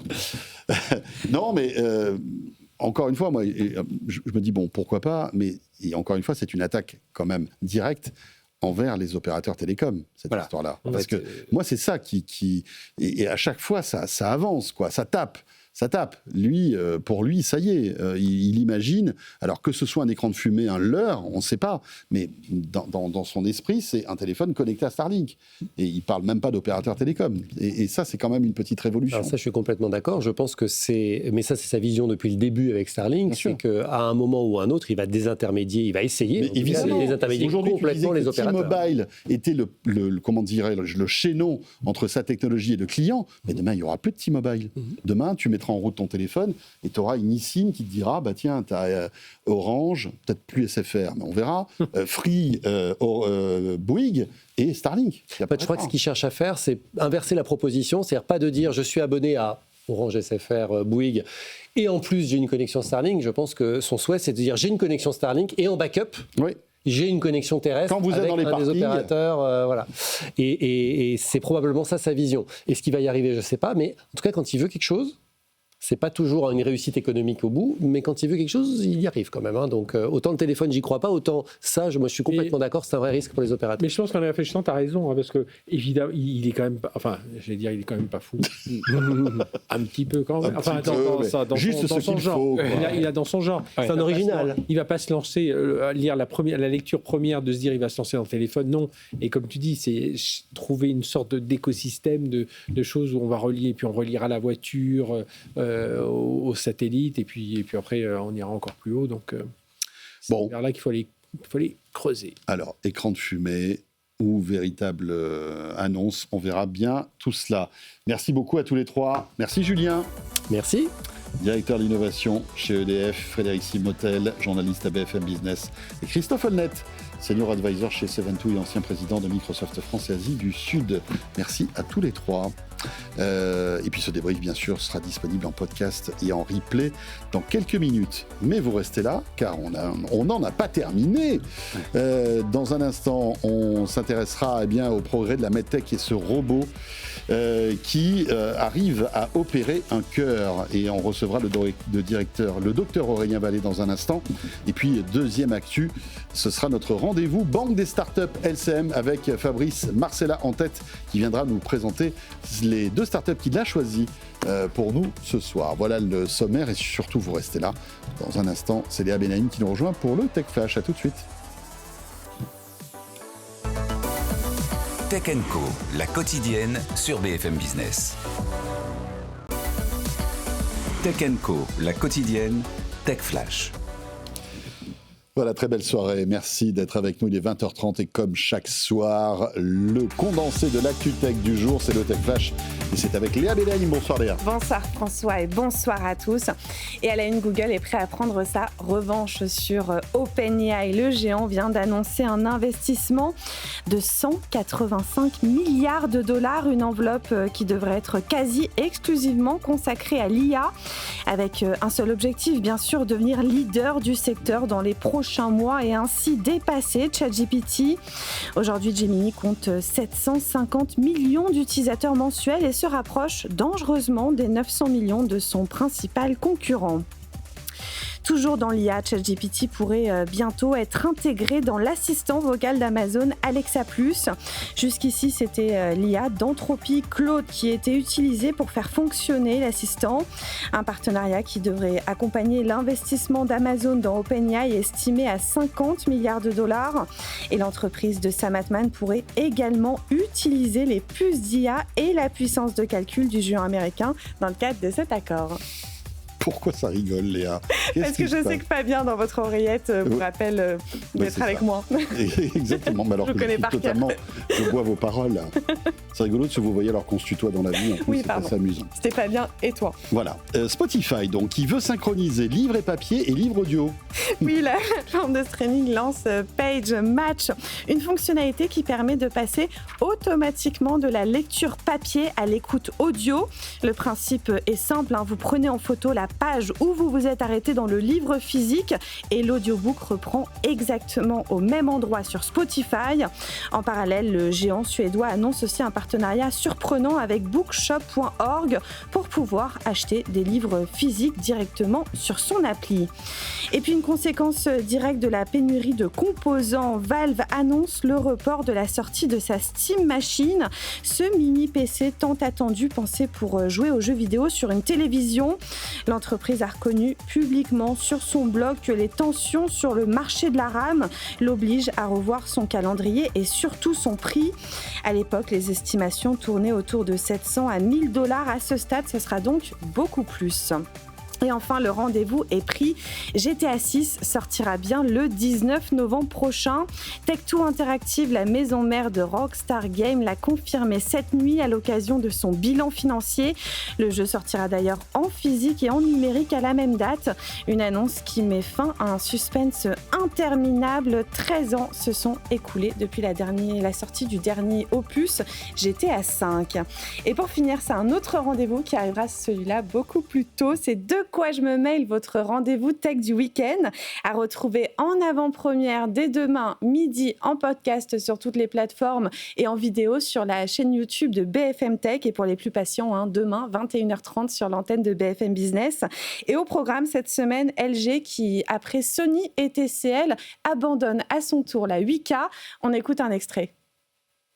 Lui qui tire sa révérence, c'est LG, qui est une des références quand même dans le monde des télés, et qui dit la 8K, en fait, on arrête tout simplement parce que ça prend pas, quoi. Personne n'en veut en réalité. Et tu as raison de dire qu'on nous l'a vendu, survendu, survendu sur tous les salons tech depuis quelques années, effectivement, où tu allais ah, c'est extraordinaire, un niveau de résolution, regardez ça. Avec mais regardez, approchez-vous, vous allez voir, on voit plus le pixel. Ouais, mais ça. En général, je suis pas aussi près de la télé quand même. Alors c'est ça, en fait, tu mets le doigt dessus. C'est-à-dire vraiment les deux problèmes qu'on peut identifier et qui font que le 8K est pour l'instant un flop, même si technologiquement, bon, c'est vrai que c'est impressionnant, c'est des très belles télés, mais c'est que, la différence avec la 4K dans un salon normal, avec une taille de télé normale, c'est quasiment pas perceptible ou difficilement perceptible. Et donc, du coup, est-ce que tu vas payer 2 fois plus cher ta télé ou même plus juste pour avoir un tout petit peu mieux? Et encore, parce qu'il y a des tests qui ont été réalisés et à l'œil nu, en réalité, tu ne vois quasiment pas la différence. Voilà, et pour retrouver l'intégralité de quoi je me mêle, rendez-vous, et Léa vous l'a dit, dès midi sur la chaîne YouTube de BFM Tech, et puis le podcast audio, et demain soir donc sur BFM Business. 20h35, on va parler des avancées de la robotique dans le monde de la médecine, et notamment de la chirurgie, avec mon invité tout de suite. Tech & Co, la quotidienne, l'invité. Le docteur Aurélien Vallée nous a rejoint. Bonsoir docteur. Bonsoir François. Vous êtes chirurgien dans le service de chirurgie cardiaque et transplantation de l'hôpital Marie-Lannelongue, c'est dans l'Eure. Non, c'est au Plessis-Robinson. Plessis-Robinson. Ben voilà. Mais en fait, l'Eure, c'est ma région d'origine. Ah, voilà, vous êtes originaire de l'Eure, mais l'hôpital est dans le Plessis-Robinson, donc dans la région parisienne. Exactement. Désolé, excusez-moi pour cette problème. petite erreur. Vous êtes chirurgien cardiaque et vous avez réalisé un exploit début 2026. Après un an de formation, vous avez utilisé un robot pour soigner un cœur. On parle souvent dans Tech & Co, et on adore ça, de MedTech et de la robotique qui arrive en fait dans la chirurgie, que ce soit par exemple pour les genoux et puis d'autres parties du corps. Beaucoup de la chirurgie orthopédique, ça arrive maintenant dans le cœur. En fait, le robot chirurgical, initialement, il a été créé pour la chirurgie cardiaque et puis ça n'a pas évolué. Et donc là, on est très en retard. Tous les autres organes utilisent le robot et donc la chirurgie cardiaque est en train de revenir. En France, on est un peu en retard. C'est pour ça j'ai fait une année de formation au Canada pour acquérir les compétences et pour pouvoir être à même de réaliser cette chirurgie à Marie-Lannelongue début janvier, donc de chirurgie de pontage coronaire. Alors, vous allez nous raconter justement ce que vous a apporté le robot par rapport à une opération traditionnelle. Mais pourquoi a-t-on autant de retard dans la chirurgie cardiaque assistée par robot ? Ça, c'est une bonne question. Je pense qu'en France, tout est plus difficile. La recherche, les financements, les autorisations aussi. Et puis, aux États-Unis, ils ont plus de moyens pour pouvoir faire des choses comme ça. Et surtout, c'est un robot américain qu'on utilise actuellement. Pour l'instant, il y en a d'autres qui arrivent, mais pour l'instant, le principal, c'est le robot américain, le DaVinci de chez Intuitive. Et le paradoxe, c'est qu'on a plein de robots français dans le domaine de la chirurgie, mais pas dans le cardiaque. Enfin, encore pour la chirurgie conventionnelle, thoracique ou cardiaque. Donc, l'opération que vous avez menée, vous l'avez déjà faite, j'imagine, sans robot. Exactement. Qu'est-ce que vous apporte la robotique dans cet acte chirurgical que vous maîtrisez et que vous faites déjà ? Alors, les pontages coronariens, donc mettre des artères sur les artères du cœur pour passer des artères qui sont bouchées, remettre du sang derrière les artères bouchées, ça se fait classiquement par sternotomie. Donc, on ouvre au milieu du thorax. Et il y a quelques techniques où on le fait en ouvrant sur le côté du thorax de 5-6 cm. Et en fait, le robot, ça nous permet d'être plus près de là où on opère, de voir mieux. Et surtout, il y a une démultiplication des mouvements. Donc, quand on fait 1 cm avec nos mains, ça fait 2 mm à l'intérieur du thorax. Donc, on a moins de saignement et ça nous permet aussi de moins ouvrir le thorax. On peut prélever les conduits, donc les artères, sans avoir besoin d'ouvrir le thorax. On a juste une caméra et 2 instruments. Il vous a fallu, 1 an de formation pour arriver à maîtriser ce type d'outil, c'est ça ? Exactement. C'est la technique. Vous aviez auparavant déjà utilisé un robot ou c'était la première fois ? Non, quelques heures pour s'entraîner, mais vu que ça n'existe pas en chirurgie cardiaque, on n'a pas d'entraînement ou on n'est pas exposé à ça. Nos collègues chirurgiens thoraciques de mon âge, eux, sont exposés à ça, puisque c'est une chirurgie qui a déjà débuté depuis quelques années, mais en chirurgie cardiaque, on n'a pas ça. Concrètement, quels sont les bénéfices pour vous, en tant que chirurgien, de passer par la robotique et pour le patient ? Pour nous, on voit un peu mieux quand on opère. On est mieux installé, puisqu'on n'est pas debout au pied du malade, on est assis sur la console. Pour le malade... Déjà, mais c'est important, parce que parfois, je ne sais pas combien durent ces opérations, mais si entre ça dure 4 et 5 heures. Ouais, ok.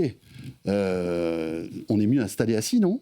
Exactement. Après, le vrai bénéfice, c'est pour le patient, puisqu'on ouvre moins le thorax, on a moins d'agression, on dit, donc les incisions sont plus petites, Et surtout, on n'a pas besoin d'ouvrir la cage thoracique. Donc on garde l'intégrité de la cage thoracique et ça permet aux patients de pouvoir récupérer plus vite et de sortir de l'hôpital de manière un peu plus précoce. Donc plutôt au bout de 4-5 jours versus une semaine à 12 jours. Oui, parce que le fait d'ouvrir la cage thoracique, évidemment, ça pose des dégâts. Enfin, je veux dire... Ça entraîne des douleurs, de la fatigue, et puis on est un peu contraint pour la respiration au début, ce qui est moins le cas quand on passe sur le côté avec le robot. Alors, vous êtes un jeune chirurgien. Qu'est-ce qui vous a donné envie de partir pendant 1 an au Canada, tester cette technologie, vous former à tout ça? C'est un prérequis quand on veut être professeur universitaire en France. Il y a une année de mobilité à faire. Et donc la philosophie de cette année, c'est d'aller à l'étranger ou ailleurs, soit prendre des connaissances de sciences, soit de techniques opératoires qui n'existent pas en France et de les rapporter en France. Donc c'est exactement pour ça qu'on a fait ça au Canada. Okay. Pour aller voir le professeur Ruel à Ottawa, qui est un des pionniers de cette technique du mini-invasif avec du robot ou sans robot.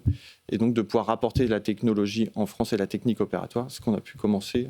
On a débuté le programme début janvier. Donc votre premier patient, ça a été là en janvier. Oui. Un seul pour l'instant? Un seul pour l'instant. Il y en a probablement un de prévu. Il va falloir vous entraîner un peu plus. Exactement.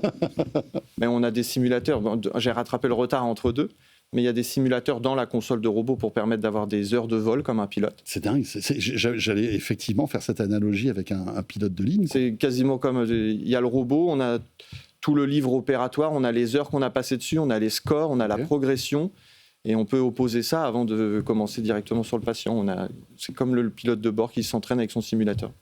Alors, si on récapitule, ça vous permet à vous d'avoir plus de précision et d'avoir un geste chirurgical plus précis, d'être moins fatigué. Est-ce que ça vous permet de faire plus d'opérations dans la journée, finalement, à terme ou pas? Pas vraiment, parce que pour l'instant, c'est encore un peu plus long que la chirurgie conventionnelle. Ok. Mais parce que pourquoi? Parce que c'est nouveau, et puis parce que quand on opère par une plus petite incision, ça demande un peu plus de temps et les gestes sont plus lents, plus précis. Donc, probablement qu'en vitesse de croisière, ça sera quasiment équivalent. Je ne pense pas qu'on pourra en faire plus, mais on pourra faire des malades différents. On pourra proposer probablement des pontages à des malades qui étaient un peu plus fragiles et qu'on n'avait pas voulu faire par voie classique. Ah d'accord. En associant du pontage et du stent, alors qu'avant, on avait le choix entre pontage ou stent. On pourra faire des chirurgies hybrides. Donc ça pourra améliorer, en fait, la santé de certains patients qui, sans l'apport de ce robot, auraient eu en fait des soins qui étaient de moins bonne qualité, c'est ça? Le stent, c'est pas moins bien que les pontages, mais à long terme, le pontage, ça reste quand même la meilleure technique. Et si la chirurgie n'avait pas de complications, on ferait des pontages à tout le monde. D'accord. Donc, on récapitule. On sort plus vite quand on se fait opérer, voilà, avec moins d'effets secondaires et une convalescence plus courte, c'est ça. Pour vous, plus de confort, plus de précision, etc. Est-ce que ça coûte plus cher? Alors, ça dépend. Parce que dans l'équation de tout cela, l'économie, et surtout en France, et surtout en ce moment, c'est un paramètre important. Après, le problème de la santé, c'est que ça dépend de quel portefeuille on parle. Le robot, ça coûte plus cher, c'est un peu plus long probablement, pour l'acte opératoire en salle opératoire. Maintenant, si on gagne 5 jours d'hospitalisation au prix du jour d'hospitalisation, ça peut compenser ce prix-là. Et si les gens sont capables de retourner travailler 3 semaines avant, c'est pareil, on va compenser. Et puis on libère des lits. Et on libère des lits. Les hôpitaux sont pleins. Exactement. On peut faire plus d'activités avec autant de lits. C'est toujours très difficile, les études médico-économiques, c'est qu'il faut avoir une vision très large, très globale de l'enveloppe, et pas mon hôpital va peut-être dire ça me coûte plus cher, il va falloir que ce soit la durée d'hospitalisation qui le compense, ce qui va probablement être le cas. Mais il y a aussi le retour au travail, il y a la satisfaction des patients, il y a les médicaments pour douleurs chroniques, il y a toutes ces choses-là qu'on a du mal à prendre en compte. Et est-ce que on va dire, les entités qui s'occupent de tout ça, de prendre le recul nécessaire pour voir le bénéfice de ce que vous êtes en train de faire, ça existe? Il y a des gens qui font ça? Est-ce que la sécurité sociale a cette vision un peu globale en se disant, bah oui, ça coûte peut-être plus cher d'avoir un robot, mais in fine, quand on voit tous les bénéfices et tous les avantages que ça a, bah, on va gagner de l'argent? Ça, je peux pas trop vous répondre sur ça, je suis pas au point. Non, mais il faudrait arriver à convaincre, en fait. Exactement. Alors aujourd'hui, on sait que l'innovation, c'est quand même poussé par les chirurgiens pour les malades. Et c'est surtout avec le soutien de notre institution, donc l'hôpital Marie-Lannelond, où on arrive à faire des programmes innovants dans notre institution. On a toujours fait de la chirurgie innovante, donc peut-être on consent à des investissements structurels sur les instruments chirurgicaux pour innover et pour toujours proposer des meilleures techniques aux patients. J'imagine que maintenant vous surveillez un petit peu toutes les innovations qu'il y a en matière de robotique. C'est quoi la prochaine étape à votre avis? La prochaine étape, c'est de plus du tout ouvrir le patient. Waouh. Et c'est de faire tout avec le robot. Avec les mains, comme ça? Juste avec le robot, sans avoir besoin d'une petite incision pour coudre. On fera tout avec le robot. Et il y a des instruments robotiques qui vont se développer pour peut-être coudre avec une pince automatique ou faire des choses comme ça qui permettent d'améliorer et d'aller plus vite, de rendre le geste plus reproductible. C'est dingue. C'est-à-dire que demain, on aura peut-être une opération cardiaque en ambulatoire? Enfin, peut-être pas. Au Canada, ils commencent à réfléchir chez le professeur Well à renvoyer les gens chez eux à J1, J2. Ce qui est pour des pontages coronaires assez difficile à imaginer, même encore en France. D'accord. Mais c'est sûr que d'avoir 3 pontages et d'être rentré chez soi à J2 et de pouvoir aller marcher une demi-heure dans la rue, c'est une vraie avancée. Et ces nouveaux robots, vous allez vous y intéresser, vous allez vous former justement pour ces nouveaux actes ou pas? On va voir toutes les nouvelles technologies. Après, ça reste globalement la même chose, c'est des joysticks et on manipule des bras. Ouais. Évidemment, il faut regarder toutes les nouvelles évolutions, notamment, là, nous, on a une version ancienne, il y en a une nouvelle qui va revenir sur le marché et qui va nous permettre de pouvoir aller opérer dans le cœur. Ça a déjà été fait il y a 15-20 ans, il y avait un problème de marquage CE, de normes. Et donc, le nouveau robot de chez Intuitive aura bientôt cette validation et on pourra retourner opérer des valves en France avec le robot. Vous êtes un jeune chirurgien. Comment vous imaginez votre métier avant de partir à la retraite dans, je ne sais pas moi, 30 ans? Est-ce que dans 30 ans, vous serez dans le bloc avec un robot qui fera tout? Ok, vous serez là en train de surveiller pour voir si tout se passe bien. Comment vous imaginez, en fait, jusqu'où vont aller ces robots, à votre avis? Je ne pense pas qu'on sera toujours obligé de les piloter, puisque l'acte opératoire, c'est tellement une somme d'informations et d'adaptations. Là, on coud sur un cœur qui bat.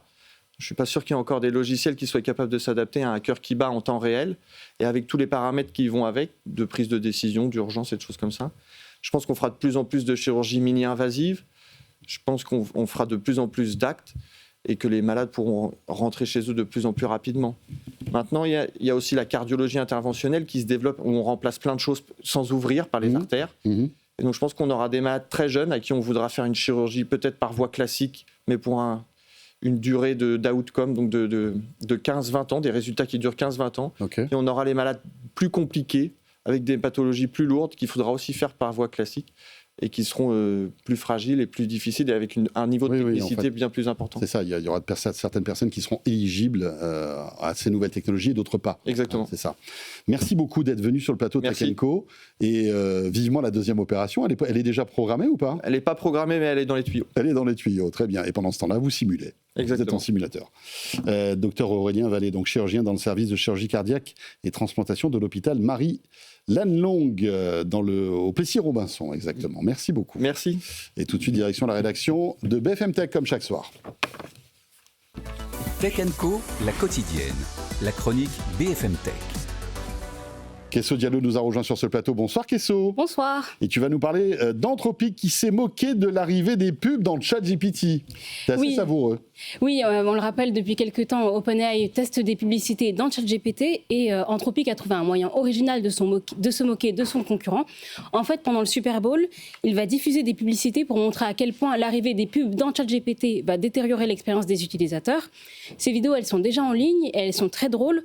Alors, elles font aussi peur, parce que si c'est à ça que ça ressemble plus tard, c'est assez effrayant. Je vais en évoquer qu'une, parce qu'on n'a pas beaucoup de temps, mais c'est la plus drôle d'ailleurs à mes yeux. Alors déjà, je rappelle qu'il y a plusieurs personnes qui utilisent l'IA comme thérapeute. Et bien, dans cette vidéo, un utilisateur s'adresse à une IA comme si c'était son thérapeute. L'IA, elle est représentée sous une forme de femme, comme dans une véritable thérapie. Il lui demande des conseils pour mieux communiquer avec sa mère. Et au début, l'IA lui donne de très bons conseils, mais très vite, tout dérape, parce qu'elle lui dit que si sa relation ne peut pas être réparée avec sa mère, il peut tout simplement télécharger une appli de rencontre où il rencontrera des cougars séduisantes. Elle met en relation justement des jeunes hommes sensibles avec des cougars séduisantes. Donc c'est quand même c'est particulier. Et c'est très drôle. Si vous comprenez l'anglais, c'est vraiment très, très, très, très drôle. Mais le but avec ces pubs n'est pas seulement de se moquer d'OpenAI, Kesso. Oui, dans ces vidéos, évidemment, Anthropic assure que contrairement à OpenAI, il ne mettra jamais de pub dans son chatbot Claude, parce que pour elles n'ont tout simplement rien à faire là. Surtout qu'il y a des utilisateurs qui se servent de l'IA pour parler de sujets sensibles ou personnels. Mais Anthropic aurait peut-être dû s'abstenir de se moquer d'OpenAI de cette façon, parce que dans son article de blog, il laisse entendre qu'il pourrait changer d'avis. La start-up dit quand même, si nous devions revoir cette approche, nous serions transparents quant à nos raisons. Et évidemment, tu t'en doutes, ces vidéos, elles n'ont pas plu au patron d'OpenAI, Sam Altman, qui n'y est pas allé de main morte dans un long message sur X. Il a quand même déclaré qu'il y avait plus de personnes au Texas qui utilisaient ChatGPT gratuitement que d'utilisateurs de Claude dans tous les États-Unis, mais aussi accusé Anthropic de proposer un produit très coûteux pour des personnes qui sont très riches. Et ben voilà. Allez, la balle au centre. Hein. Exactement. Quoi qu'au Super Bowl, c'est pas trop mal. Merci beaucoup, Kesso. Avec plaisir.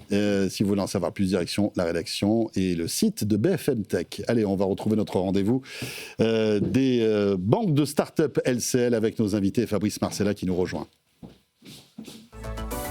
Tech Co, la quotidienne, les invités. Et il est là, Fabrice Marcella, que vous connaissez si vous êtes un fidèle de Tech Co. Salut Fabrice. Bonsoir François. Ravi de te retrouver. Ravi également. Après le CES. Après le CES. Tu es directeur de la banque des startups by LCL. On te retrouve tous les mois. Déjà, pour expliquer ton job, parce qu'il est nouveau, donc c'est toujours intéressant de le réexpliquer.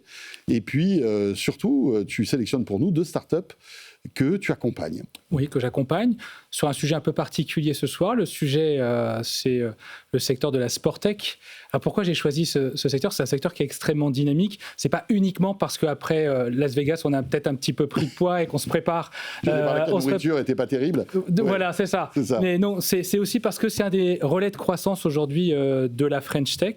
Et quand on parle de start-up, quand on parle de tech, c'est forcément des sujets, quand on est la banque des startups, qui nous intéressent. Les startups de la Sportech, c'est des startups qui vont utiliser de l'IA, qui vont utiliser de la data, qui vont utiliser les objets connectés pour réinventer ce secteur. Il y a quand même un marché aujourd'hui important en France. On compte 200 startups. Ça représente, je crois, 4000 emplois, 500 millions d'euros de chiffre d'affaires cumulé. Et en 2024, c'était un secteur aussi très dynamique en termes d'investissement. Donc voilà, toutes ces raisons-là font que c'est un secteur forcément que je vais regarder de près. Et puis, on peut se poser la question de savoir pourquoi ce secteur, finalement, il s'est révélé ces dernières années. Déjà, on peut simplement en déduire du fait qu'on a quand même accueilli les Jeux Olympiques en France. Donc ça a été une formidable vitrine pour l'innovation française et les startups de ce secteur.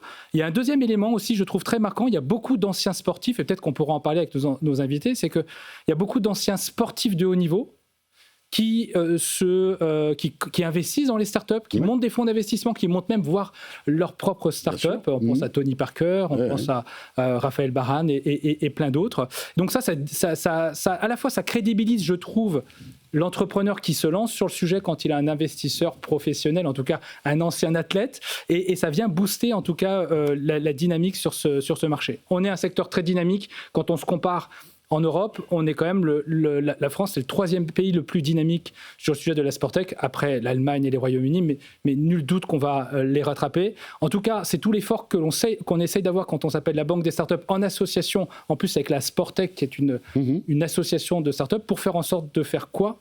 De faire en sorte que ces startups puissent rencontrer leurs futurs clients, les grands groupes de médias ou de sport, et puis d'essayer de les accompagner aussi à l'international. Et pour faire tout ça, ça nécessite aussi un peu de financement pour pouvoir les accompagner dans le temps. Et donc ce soir... C'est là où tu es. C'est là que ça devient mon job, tout à fait. Et ce soir, j'en ai sélectionné 2. Allez, on les découvre ? On les découvre. Allez. Nous avons Cocha avec nous et représenté par Ben Dupont qui est avec nous. Bonsoir Ben. Bonsoir. Cofondateur et PDG de Cocha. Fabrice, tu parlais justement de stars du sport qui s'associent souvent à ces startups. C'est le cas, Ben, de Cocha, puisque l'une des légendes du marathon a cofondé en fait Cocha. Exactement. On a cofondé Cocha avec Eliud Kipchoge, qui est regardé par beaucoup comme le plus grand marathonien de l'histoire, double champion olympique, double recordman du monde, le seul à avoir couru le marathon en moins de 2 heures. Et Eliud avait envie de transmettre tout son savoir-faire. Jusqu'à présent, c'était assez difficile à faire. Et avec la technologie, avec l'IA, on peut maintenant faire ça et mettre tout le savoir-faire de l'équipe de Kipchoge dans votre smartphone, dans votre poche. Alors, on a un coach. Cocha, c'est quoi ? Exactement. Cocha, en fait, ça s'adresse à tous les coureurs, du débutant qui veut faire son premier 10K au semi-pro qui veut faire un marathon en moins de 2h30. Okay. Et en fait, c'est un coach qui va vous dire ce que vous devez faire, mais contrairement à ce que vous pourriez faire avec juste des ressources sur Internet, ça va vous dire si vous le faites bien, ça va répondre à vos questions, ça va s'adapter à votre vie. Si vous avez un déplacement professionnel, si vous avez fait un enfant malade, vous pouvez parler comme un vrai coach et lui dire il faut adapter mon plan parce que j'ai ce contexte-là. Et donc nous, ce qu'on a fait, c'est qu'on a été au Kenya et on a passé des journées entières avec Kipchoge, avec les coachs, avec les kinés, avec tout le staff pour entraîner notre IA, pour que cette IA, elle mette à disposition de tous les coureurs, il y a 150 millions de coureurs dans le monde, les mêmes méthodes qui sont utilisées par les meilleurs coureurs sur Terre. Mais comment j'interagis avec Kocha ? De plein de façons. Vous pouvez lui parler après chaque run, vous revenez et vous allez commencer par enregistrer une note audio en disant voilà, c'est une séance qui s'est bien passée, je me suis bien senti au début, ça a été plus compliqué à ce moment-là. Et l'IA va apprendre de toutes ces conversations-là pour pouvoir, avant chaque séance, vous briefer et vous dire la prochaine fois, Ben, il faut que tu te concentres sur tel ou tel aspect de ta course et pouvoir vous débriefer à la fin de chaque semaine en faisant le point comme vous le feriez vraiment avec un vrai coach. On s'est vraiment inspiré on a fait une immersion, on a regardé comment les coachs travaillaient avec les athlètes pour s'approcher au plus proche de cette expérience-là, ce qu'on ne pouvait pas faire avant d'avoir l'IA et les langages, les modèles de langage, parce qu'avant, vous ne pouviez pas parler, vous ne pouviez pas utiliser la voix, l'IA ne pouvait pas vous répondre dans un langage humain. Aujourd'hui, vous avez vraiment ça qui est sur votre smartphone en permanence. Et est-ce que c'est connecté à des objets santé ? Alors moi, j'en ai... Des fois, j'ai même 2 montres sur moi. Donc oui, ça se connecte à toutes les plus grandes marques de montres. Je ne vais pas les citer. Et en fait, c'est la différence. Ces montres, elles existent depuis 10 ans, peut-être 15 ans pour certaines. Mais jusque-là, les utilisateurs étaient perdus avec leurs données, comme si c'était des analystes ou des data scientists, ce qui n'est pas le cas. Ce que l'IA permet d'apporter en plus, c'est une interprétation. Qu'est-ce qu'elles veulent dire, ces données ? Et ça, c'est ce que fait un coach ou c'est ce que fait un staff. Et ce n'était pas accessible aux coureurs amateurs jusque-là. Très bien, merci beaucoup Ben. On va découvrir maintenant Rokapin. Le cofondateur de Rokapin est avec nous, c'est Stanislas Marchand. Bonsoir. Bonsoir. Stanislas. Alors voilà, même exercice. Qu'est-ce que c'est que Rokapin ? Alors Rokapin, c'est un éditeur d'applications mobiles dédié au bien-être. Donc nous, en fait, on va apporter 2 innovations principales dans l'univers des applications de bien-être. La première, ça va être le mode de développement. En utilisant l'intelligence artificielle notamment, on est capable aujourd'hui de sortir un prototype d'application très rapidement et de venir la tester pour vérifier si c'est une application que les utilisateurs ont envie d'utiliser et si on est capable de la distribuer correctement via du performance marketing, via des publicités. Donc ça, c'est la première innovation et on est capable aujourd'hui de sortir une application en une seule journée avant de la tester, là où historiquement, une entreprise qui montait une application, là, elle est travaillée pendant 6 mois, 1 an avant de commencer à pouvoir tester son application avec des utilisateurs. Et la deuxième grosse innovation qu'on apporte sur ce marché, c'est une innovation produit. Comme Kocha, en fait, le fait d'utiliser l'intelligence artificielle nous permet aujourd'hui de construire des solutions qui apportent beaucoup plus de valeur aux utilisateurs. Ce qu'historiquement, les leaders de des applications de bien-être, donc que ce soit dans la santé féminine, des flows, des clous, dans le sport, dans la nutrition, étaient des applications qui étaient souvent un catalogue de contenu qu'on naviguait. Aujourd'hui, on est capable de demander à l'utilisateur instantanément de nous partager des éléments sur comment il se sent aujourd'hui, qu'est-ce qu'il a fait aujourd'hui, et de venir adapter son programme, et donc de lui apporter beaucoup plus de valeur dans le temps. C'est pour ça qu'on est capable de construire des produits qui sont de meilleure qualité et qu'on pense qu'on va remporter les marchés des applications de bien-être. Pas mal. C'est très bien. Et qu'est-ce qui t'a intéressé dans ces 2 startups ? Eh bien, alors, déjà, pour la première, pour Kocha, c'est que moi, pour me motiver à courir, j'ai besoin d'un coach. Et j'utilisais quelques applications, mais qui étaient assez fermées. C'est-à-dire qu'une fois que j'avais utilisé tous les programmes, finalement, j'abandonnais parce que je ne trouvais pas de nouveautés. Et là, avec l'intelligence artificielle, je vais pouvoir personnaliser mes parcours. J'avais une question justement pour Ben. Tu parlais de 150 millions de runners, c'est ça, dans le monde ? Ouais. Mais toi, il y a combien de runners qui ont téléchargé ton application ? Et combien de kilomètres cumulés courus par tes utilisateurs ? On a lancé l'application début novembre. On a eu plus de 20 000 téléchargements dans le monde entier et plus de 2 millions de kilomètres parcourus par nos utilisateurs. Pas mal. C'est plutôt pas mal. Allez, une petite question pour terminer avec Rokapin. Avec Rokapin, je crois que Apple a mis en avant l'une de tes applications. Ça, c'est cool. Et ce que je trouvais intéressant, c'est d'en connaître l'impact. Est-ce que tu as fait exploser les chiffres ? Est-ce que tu as fait exploser les scores ? Alors, on a eu beaucoup de chance, effectivement, la semaine dernière, puisqu'on a été dans les sélections de la semaine d'Apple dans la catégorie application pour notre application Harmony, qui est une application de suivi de cycle féminin et comment mieux naviguer son cycle. Donc, c'est une super mise en valeur. On était ravis de cette mise en valeur auprès de beaucoup d'utilisateurs. On a vu pas mal de téléchargements en plus et un impact revenu qui était positif, mais pas énorme. C'est surtout en termes de visibilité auprès des audiences qu'en termes de revenus que l'impact est bénéfique. Et bien voilà, on vous souhaite qu'après ce passage sur BFM Business, plein de gens découvre vos systèmes et vient découvrir et télécharger vos applis. Merci beaucoup à tous les deux. Merci Ben Dupont, donc cofondateur et PDG de Kocha, Stanislas Marchand, cofondateur de Rocapine. Merci. Et à Fabrice Marcella, bien évidemment, qui accompagne toutes ces startups. Et tu nous en fais une petite vitrine tous les mois. Voilà, merci François. Rappelons que tu es directeur de la Banque des Startups by LCL. Pour terminer ce Tech & Co en ce jeudi soir, merci de nous avoir suivis. Très belle soirée. Les replays, les podcasts de cette émission qui vous attendent dans quelques minutes. Demain, ce sera De quoi je me mêle et j'aurai le plaisir de vous retrouver dès lundi. Salut à tous.